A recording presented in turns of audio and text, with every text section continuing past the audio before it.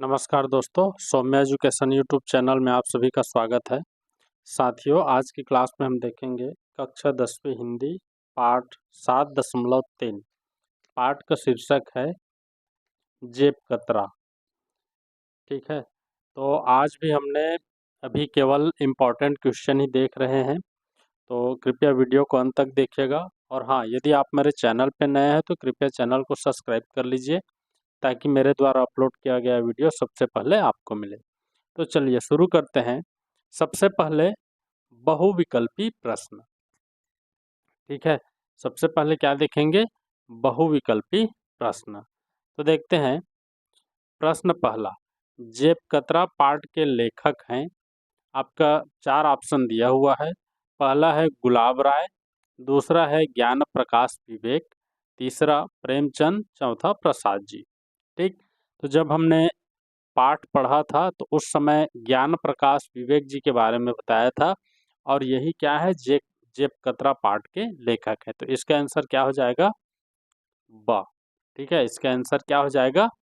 ब, ज्ञान प्रकाश विवेक। ये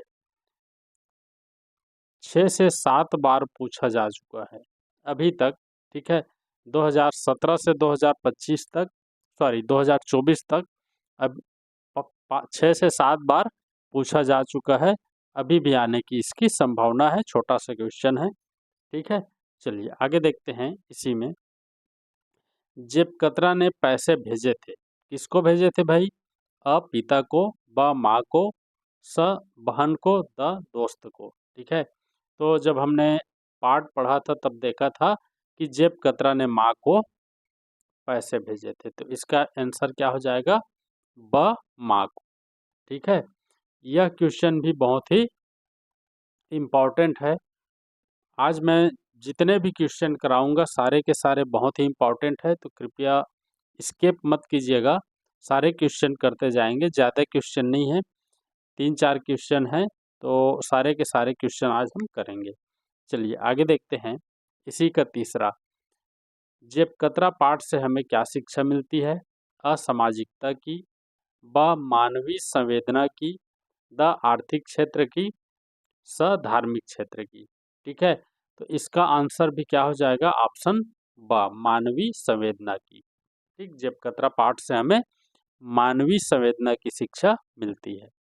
चलिए इसी का अगला देखते हैं, लेखक जेब कतरा कैसे बना? ठीक है, पाठ का जो लेखक है वह जेब कतरा कैसे बना? आपका ऑप्शन है, ऑप्शन अ शौक से, ब बेरोजगारी के कारण, स स्वेच्छा से, द मित्र का साथ पाकर। ठीक है, तो शौक से तो बना नहीं, स्वेच्छा से भी नहीं बना, और उसका कोई मित्र भी नहीं था जिसका साथ पा करके वह जेब कतरा बनता। तो वह किस कारण से बना था भाई? बेरोजगारी के कारण। इसका ऑप्शन भी क्या हो जाएगा? ऑप्शन ब, बेरोजगारी के कारण लेखक जेब कतरा बना था। ठीक है, चलिए, तो ये 4 क्वेश्चन है, चारों बहुत ही इम्पॉर्टेंट क्वेश्चन है, परीक्षा में आने लायक हैं। 1 नंबर के क्वेश्चन आता है जनरली। अगर ये चारों क्वेश्चन में से कोई एक फंस गया तो आपका 1 नंबर कन्फर्म हो जाएगा। ठीक है, चलिए आगे देखते हैं। रिक्त स्थानों की पूर्ति कीजिए। प्रश्न दूसरा, रिक्त स्थानों की पूर्ति कीजिए। देखते हैं। ठीक है, पहला पहला क्या दिया है भाई? जेब कतरा खाली स्थान विधा के अंतर्गत आता है। ठीक है, तो जेब कतरा लघु कथा, ठीक है ना, जेब कतरा लघु कथा विधा के अंतर्गत आता है। तो इसका खाली स्थान में क्या आ जाएगा? लघु कथा। ठीक है, दूसरा देखते हैं, दूसरा क्या बोलता है? जेब कतरे ने लघु कथाकार की माँ को खाली स्थान मिलाकर मनी आर्डर भेजे। ठीक है, तो कितना मिलाया भाई? 41 रुपए, या पैसे मिलाकर भी भेज सकते हो, या 41। ठीक है, 41 रुपए मिलाकर मनी आर्डर से भेज दिया। ठीक, तो जब पाठ पढ़े होंगे तो इसके बारे में उल्लेख है। ठीक, अब देखते हैं इसी का तीसरा, जेब कतरा खालिस्तान लेखक की लघु कथा है। तो लेखक कौन है भाई इसका? ज्ञान प्रकाश विवेक। ठीक, ज्ञान प्रकाश विवेक। इसका लेखक कौन है? ज्ञान प्रकाश विवेक, याद रखेंगे। लेखक को माँ के बाद दूसरा पत्र खालिस्तान ने लिखा है, ठीक है ना। तो किसने लिखा भाई? जेब कतरे ने। यहाँ पे क्या आ जाएगा? जेब कतरा। ठीक, चौथा तो हो गया, पांचवा देखते हैं। मशहूर उपन्यास दिल्ली दरवाजा के रचनाकार खालिस्तान है। तो दिल्ली दरवाजा के रचनाकार भी कौन है भाई? ज्ञान प्रकाश विवेक। ठीक, इसका आंसर भी क्या हो जाएगा? ज्ञान प्रकाश विवेक। तो ये जो 5 मैंने रिक्त स्थानों की पूर्ति कीजिए बताया है, यह भी क्या है? मोस्ट इम्पॉर्टेंट है। कोई ना कोई किसी न किसी सत्र और किसी न किसी सेट में आ ही जाता है। चलिए अब देखते हैं प्रश्न के अभ्यास। केवल 3 प्रश्न करना है हमको, और ये जो 3 प्रश्न बताऊंगा, ठीक है, 3 क्वेश्चन बताऊंगा, ये क्या है? मोस्ट इम्पॉर्टेंट है। इन तीनों को आपको छोड़ना ही नहीं है। इसके अलावा आप और कर सकते हो तो भी ठीक, लेकिन ये जो 3 क्वेश्चन आज मैं बताने वाला हूँ, इसको आपको याद करना ही करना है, छोड़ना बिल्कुल नहीं है। इसी तीनों में से क्वेश्चन आते हैं, और जब तीनों क्वेश्चन आता है तो तीनों को ABC तीनों अलग अलग सेट में दे देता है। ठीक है, तो तीनों हमारे लिए बहुत इम्पोर्टेंट है। तो चलिए देखते हैं प्रश्न। लेखक की माँ को जेब कतरे ने पैसे क्यों भेजे? ठीक, इसका उत्तर देखते हैं। उत्तर, ठीक, लेखक की माँ को जेब कतरे ने पैसे इसलिए भेजे, ठीक है, क्योंकि जेब कतरे को लेखक के खत से यह जानकर बड़ा दुख हुआ। ठीक है, जेब कतरे को लेखक के खत से यह जानकर बड़ा दुख हुआ कि वह नौकरी छूटने के कारण अपनी माँ को पैसे नहीं भेज पा रहा है। ठीक है ना, तो जो लेखक था वह अपनी माँ को पैसे नहीं भेज पा रहा था क्योंकि उसकी नौकरी छूट गई थी। इस बात को उसने खत में लिखकर अपनी माँ को भेजा था, लेकिन वह जेब कतरा के हाथों में लगा और उस खत को उन्होंने पढ़ा और उसको बहुत दुख हुआ। ठीक है, तो इस कारण लेखक ने जेब इस कारण जेब कतरे ने लेखक की माँ को पैसे भेजे। ठीक, क्लियर हो गया। इसका आपको PDF चाहिए तो मुझे कमेंट बॉक्स पर बताना, मैं इसका PDF भी आपको दे दूंगा। ठीक, चलिए प्रश्न दूसरा देखते हैं।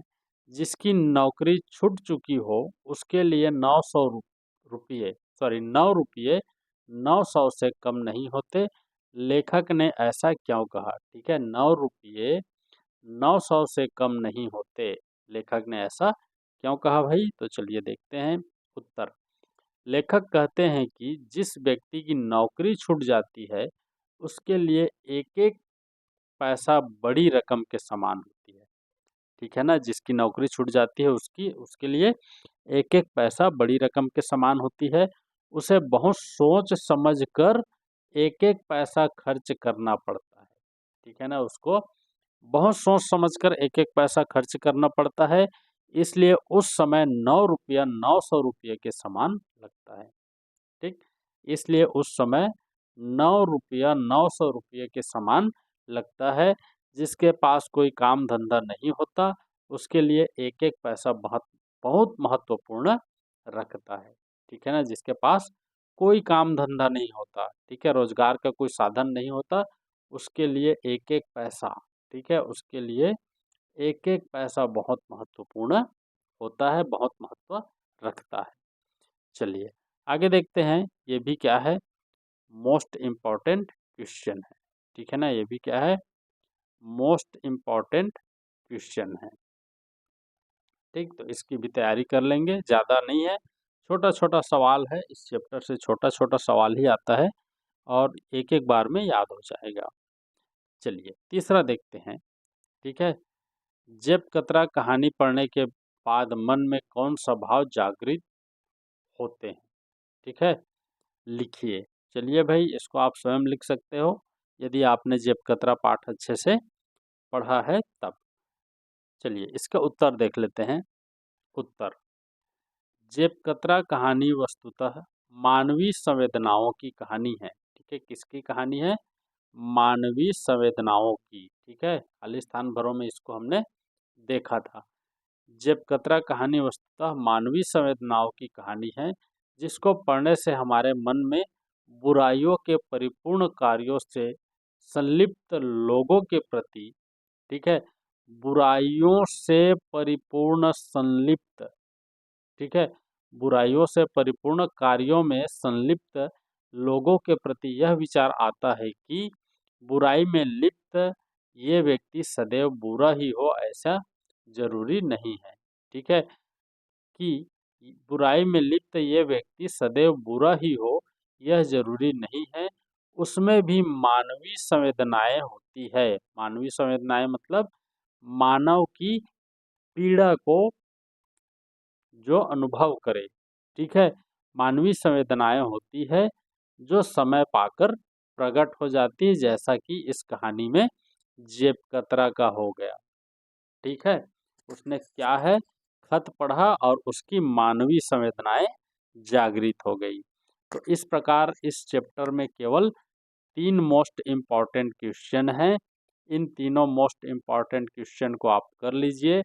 उसके अलावा हमने